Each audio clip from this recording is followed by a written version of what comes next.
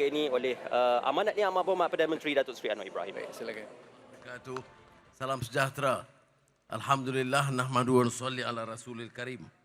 Saya berikan sedikit pengantar saja sebelum kita adakan majlis perbincangan. Afiah boleh berdiri sini boleh ya? Tak penat? Boleh berdiri sini? Boleh? Okey. Sudah Menteri Besar Saifuddin Syahri.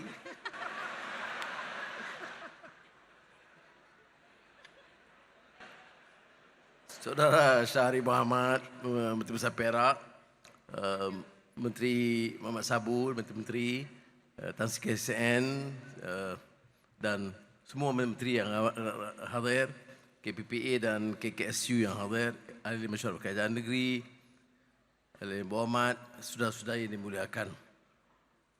Alhamdulillah kita dapat bersama-sama dan ini penerusan daripada program Madani yang kita telah luncurkan tahun lalu dan kita telah ambil keputusan untuk meneruskan program ini di beberapa zon. Dan kerana jasa baik saudara Menteri Besar Amiruddin, kita mulakan di Selangor. Saudara-saudari yang majlis sekalian, Afiah tadi jelaskan soal Madani itu penting mana? Siapa tolong bagi pandangan?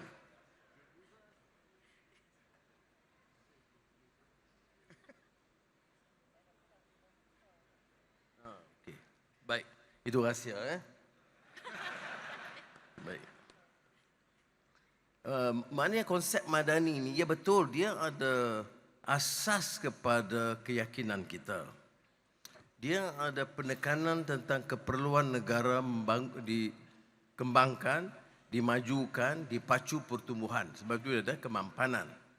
Tetapi ada yang keistimewaan di situ kerana dia ialah salah satu jalur untuk mengangkat martabat insan untuk membina tamadun. Sebab itu dikaitkan tadi dengan Ibn Khaldun.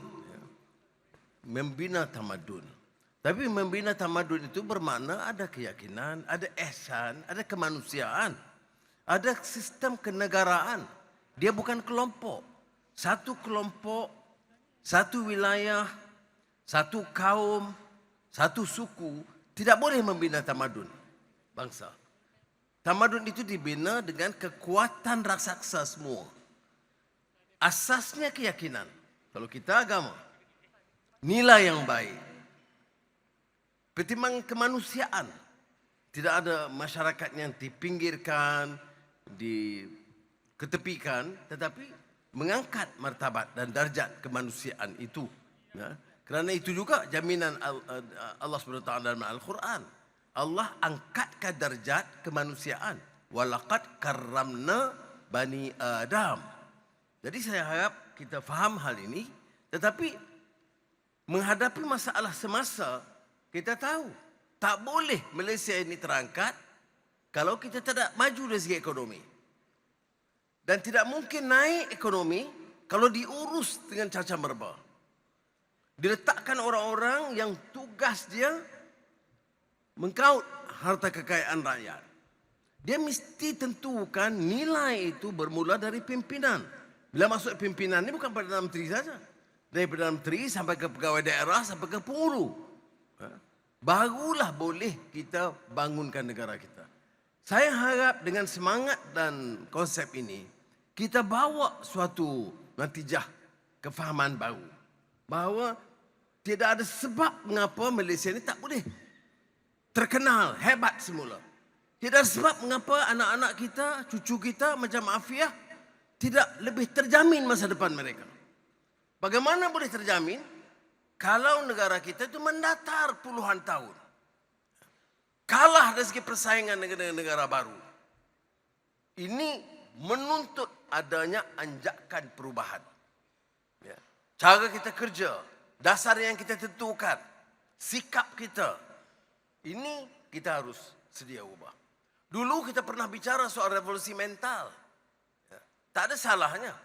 Tetapi seringkali pimpinan bila bercakap revolusi, tukar sikap, itu suruh orang lain. Pemimpin kekal cara yang sama. Sakau guna kedudukan untuk mengaut kekayaan. Jadi sebab itu saya kata kalau nak jamin perubahan, nak tentukan ada perubahan, pimpinan di semua peringkat itu mesti tunjuk teladan yang baik. Sebab itu, baik di peringkat Jemaah Menteri atau peringkat penjawat awam, KSN, tahu bahawa sekarang bila kita minta laporan, dia tak tunggu laporan 6 bulan sekali atau setahun sekali. Kalau kita umum apa-apa projek, termasuk yang dekat di hati Saudara Syarani Menteri Besar Perak, Krian High-Tech, dia mesti ada laporan tiap bulan.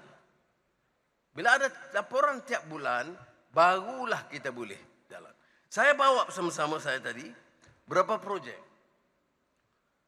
Karena saya datang Kuala Selangor, ya, pejabat daerah. Soal ada 5-6 projek tadi saya teliti dalam mutokar datang. Jadi baiknya bila kita turun ke bawah macam ini, ya, laporan daripada melalui ICU, Wan Dahlan ada, dan pejabat daerah, pegawai kemajuan negeri, Menteri Besar, Exco, dia beri update. Jadi kita tengah update. Saya tengok dalam peringkat apa projek-projek itu.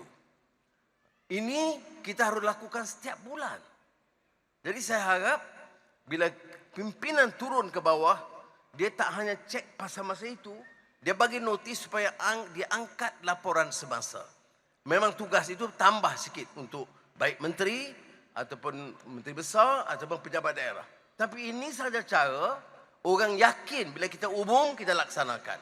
Kalau kita umum projek, dia tunggu pelancarannya sebelum pilihan raya. Jadi tidak ada kesungguhan.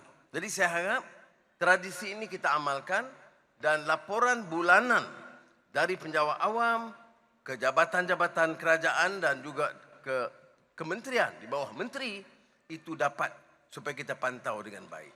Kita ambil umpamanya isu besar beberapa tahun yang lalu, tempatan banjir. Dia mengambil masa yang panjang. Tapi kalau kita tidak pantau bulanan, pelaksanaan itu akan terbantut. Sehinggalah projek-projek kecil.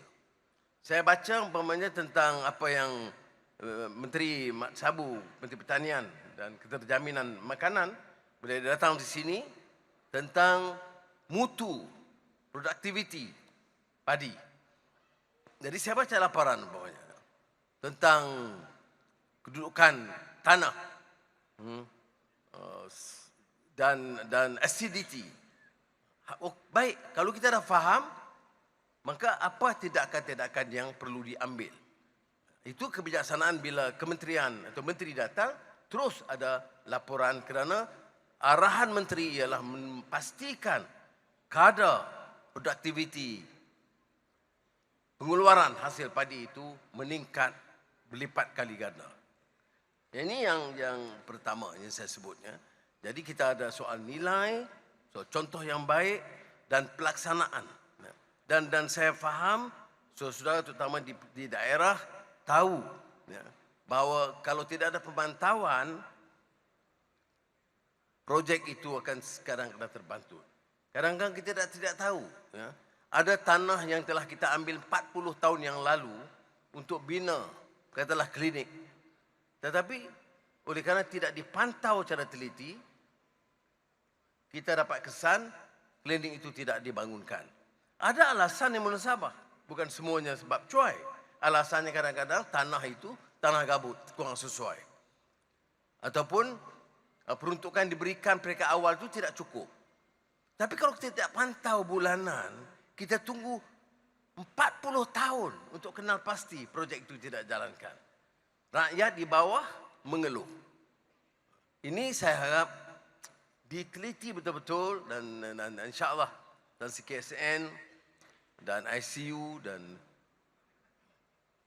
pelaksanaan yang lain, pelaksanaan yang lain akan dapat teliti. Baik. Yang perkara lain dalam usaha kita adalah meningkatkan soal keupayaan latihan. Memang kita sedang tangani beberapa masalah ekonomi dunia. Saya bukan nak bagi alasan. Ini kenyataan dia. di Indonesia ada sedikit persoalan mengenai harga beras yang melambung naik. Di beberapa tempat harga gula melambung. Harga minyak meningkat. Dan ini akibat sebahagiannya perang Rusia-Ukraine, sebahagiannya sekatan di Suez Canal dan kawasan berdekatan dengan dunia Arab yang akibat kezaliman penjajahan Zionis Israel terhadap Gaza. Tapi itu kenyataannya. Sebagai pemerintah, kita tak boleh bagi hanya alasan. Rakyat nak tahu apa tindakan kita lakukan untuk meringankan dan mengedarkan. Nah, ini yang kita cuba lakukan. Tapi alhamdulillah, walaupun kadang-kadang kita hanya diberitakan yang negatif saja. Tetapi yang positif tidak. Malaysia di ASEAN mencatat di antara kadar inflasi yang paling rendah, 1.5%.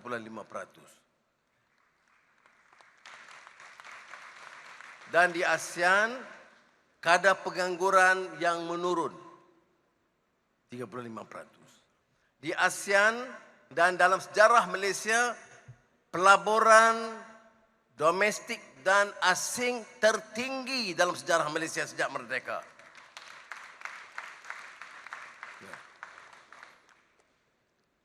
Pasaran saham kian segar. Jadi ini yang positif.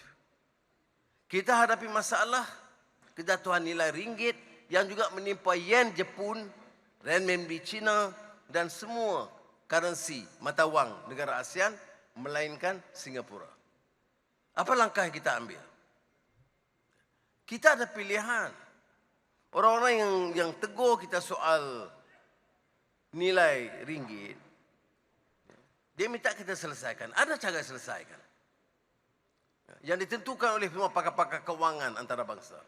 Bila ringgit atau mata wang jatuh, kita naik kadar faedah. Tapi kita bincang juga, walaupun ini bidang kuasa bank negara. Kalau naik kadar faedah, yang pinjam pinjaman untuk kenderaan, pinjaman rumah, peniaga-peniaga kecil yang pinjam dari bank, semua naik jumlah hutang mereka. Jadi kadang-kadang untuk saya, apalagi untuk bank negara, dia kena fikir nak kuatkan ringgit dengan naik OPR, kadar faedah, ataupun nak imbangi supaya ringgit jangan terlalu jatuh dan peniaga-peniaga dan peminjam tidak terbeban dengan hutang yang bertambah. Kalaulah katalah satu keadaan seperti mana kita hadapi dulu 98, ringgit jatuh, inflasi mencongak naik ke atas, pelaburan terhenti. Dalam keadaan begitu apa pilihan? Naiklah kadar faedah. Tapi sekarang ini ringgit turun, inflasi turun, pelaburan naik besar. Fikirkan tengok, tahun 2023 pelaburan tertinggi dalam sejarah Malaysia.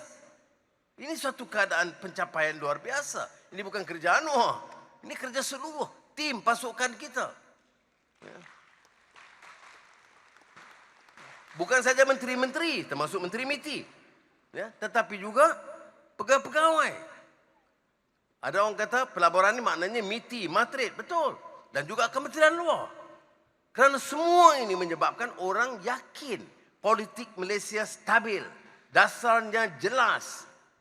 Dan bila politik itu stabil, dasar kita jelas. Dasar ekonomi apa? Ekonomi mana ni? Apa dia? Transformasi digital. Penekanan tentang security makanan. Transisi tenaga. Bila kita sebut ini semua, orang nak melabur dia tahu dasar kita. Dan dia tahu dasar ini kekal insya-Allah sekurang-kurangnya untuk 4 tahun lagi sehingga pilihan raya akan datang. Dan ini menyebabkan pelabur menaruh keyakinan. Tadi ada keluar rencana di Financial Times London. Dia temubual dengan saya sebab dia kata Anwar sekarang ini Malaysia nampak mirip sikit ke China, ke negara China. Saya jawab, Malaysia mesti buat keputusan dasar yang mementingkan kepentingan negara dan rakyat Malaysia. Kita berkawan dengan semua. Dengan Barat, dengan Timur, dengan Amerika, dengan China. Tetapi jangan mana-mana negara nak arah kita, kamu boleh kawan dengan orang ini, jangan kawan dengan negara itu. Negara ini merdeka dan berdaulat dan bebas untuk menentukan dasar dia. Itu jawapan saya kepada mereka dan diterbitkan dalam Financial Times. Jadi, apa lagi masalah yang dibangkitkan oleh rakyat? Kos harga hidup, barang makanan, harga beras, sayur, ikan, daging. Ada langkah-langkah yang diambil. Yang pertama tentunya pengeluaran. Itu yang diusahakan secara sungguh-sungguh, terutama oleh Kementerian Pertanian dan juga Kementerian Perdagangan Dalam Negeri. Saya tengok Datuk Mat ni, dia bagi Datuk Seri Mat sekarang saya tak panggil. Saudara Mat Sabu ini sudah menjelaskan seluruh, mengerahkan, menekan supaya ada usaha yang lebih daripada dulu. Tapi tindakan segera orang menurun. Jadi kita kena cari kaedah-kaedah bagaimana. Sebab itu ada agro madani, ada jualan rahmah, ada program yang jualan madani. Ini semua asalkan boleh kurangkan harga barang.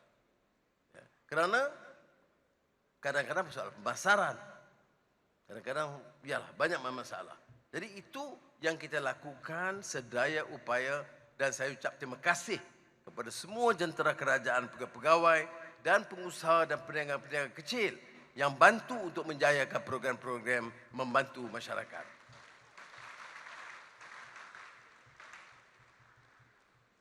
Minggu lalu saya telah minta supaya Datuk Armizan, Menteri Pengguna Dalam Negeri, itu untuk memastikan jualan rahmah juga ditingkatkan lebih daripada biasa. Kemudian kita ada agro madani, ditingkatkan lagi. Kerana ia jaringan Kementerian Pertanian itu besar.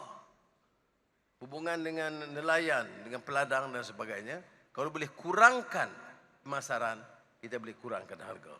Begitu juga inisiatif di Parlimen Syed Abdul Hussein, itu kita teruskan. Saya tidak ada masalah. Cuma bila mai soal dasar, nak tetapkan dasar harga padi umpamanya, itu kita harus sabar sekejap, ikut proses sebelum kita muktamadkan. Saya juga telah bercakap sendiri dengan pengurusan Bernas dalam mesyuarat Nakol baru-baru ini supaya mencari jalan import beras dan juga pengeluaran tempatan dinaikkan. Dia ada masalah. Naik beban kepada pengguna. Tak naik beban kepada pesawah. Bagaimana nak imbangi keduanya? Pesawah padi ini di antara kelompok yang miskin di negara kita. Rakyat umumnya mahu harga beras turun atau terkawal. Pesawah padi mahu supaya hasil mereka itu dinilai. Kerana ini dikatakan security crop. Maknanya kalau semua tak mau tanam padi, dia tukar lain untuk mendapat pendapatan yang lebih, negara menghadapi risiko keselamatan. Jadi keselamatan makanan itu bergantung kepada pesawah-pesawah padi. Jadi kerajaan harus imbangi, dan saya bagi tempoh kepada kementerian dan Nakol untuk memuktamadkan isu terutama harga padi pada 20 Mac. Saudara-saudari yang hormati sekalian,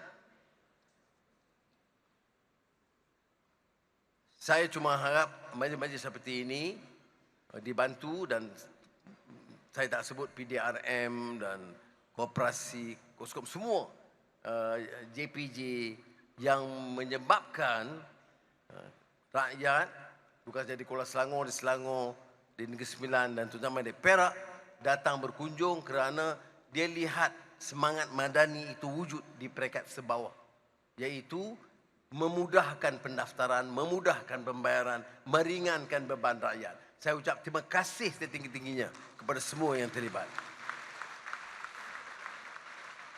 Ini tambah meyakinkan saya bahawa sekiranya kita bagi jalur yang baik, peringatan yang baik, termasuk bonus malam yang baik,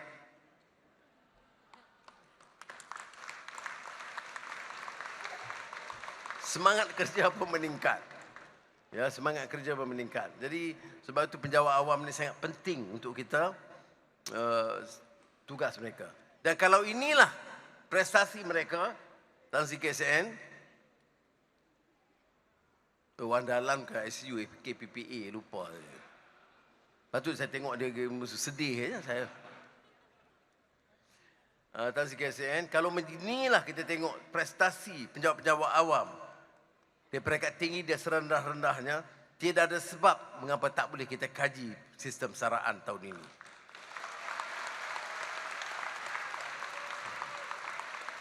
Walaupun sudah harus tahu ada kekangan keuangan, ada masalah ekonomi, tapi kita mesti cari jalan kerana sudah lebih 10 tahun tidak ada perubahan kajian semula dan peningkatan sistem saraan kerajaan ni, penjawat awam, maka insya-Allah kawan-kawan di JPA, KSN dan insya-Allah saya bentangkan kepada jemaah menteri, kita sangat prihatin dan dengan prestasi ini tidak ada sebab mengapa tidak dapat kita segerakan pelaksanaannya insya-Allah. Sekali lagi terima kasih dan saya dengan lafaz bismillahirrahmanirrahim merasmikan program Madani Rakyat bersama-sama dengan Afiah. Boleh Afiah sebut? Sebut kata dengan ini. Sekejap.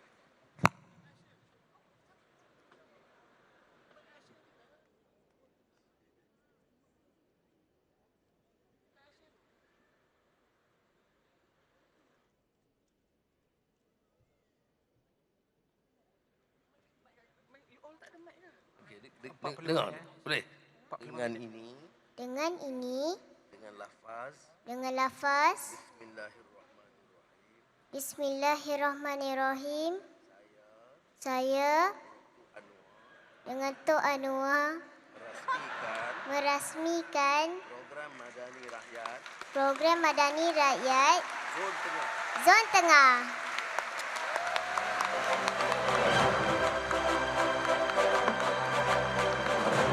Itu dia ucap pertama dan juga amanat yang telah pun disampaikan oleh Yang Amat Berhormat Perdana Menteri Datuk Seri Anwar dan juga Adik Afifah. Terima kasih banyak-banyak dan saya Ridwan.